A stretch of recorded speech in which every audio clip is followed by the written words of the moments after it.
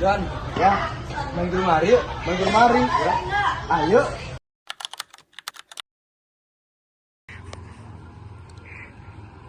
Ari, main yuk. Ari.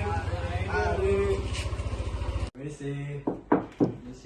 Wih, yuk mari sih.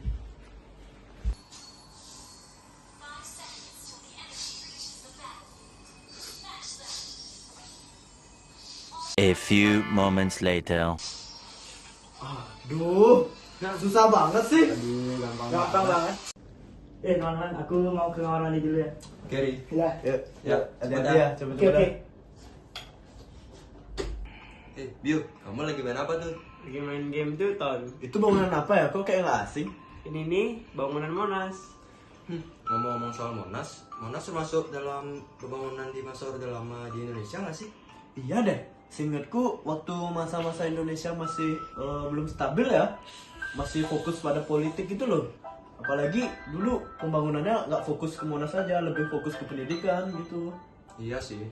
Selain Monas, ada lagi nggak sih bangunan?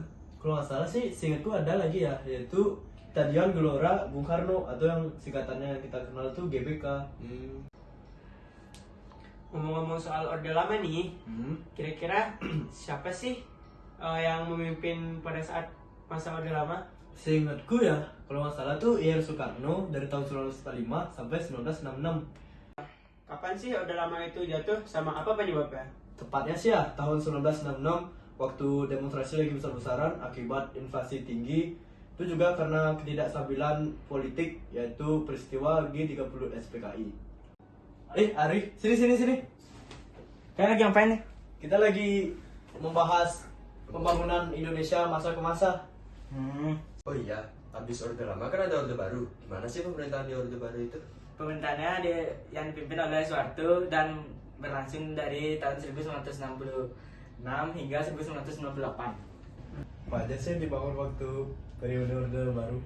Yang dibangun itu seperti jalan, sekolah, bendungan, dan juga keberhasilan beras swasembada pada tahun 1994. Oh begitu ya. Apa aja sih dampak negatif waktu pemerintahan Orde Baru? Dampak negatifnya itu korupsi, Ya. kolusi, dan nepotisme. Habis itu ada juga kebebasan bersifat dan juga banyak pelanggaran HAM. Waktu pergantian Orde Baru tuh kenapa sih bisa runtuh ya? Orde Baru berakhir pada tahun 1998 akibat krisis ekonomi dan gelombang demonstrasi besar-besaran yang dikenal sebagai Reformasi 1998. Dan juga pada 21 Mei 1998 Soeharto mengundurkan diri dari presiden. Mengundurkan diri. Iya sih. Menarik juga ini bahas sama Hari tadi. Aku jadi penasaran. Masa sekarang ini disebut masa apa sih? Nah, masa untuk hari ini yaitu masa reformasi.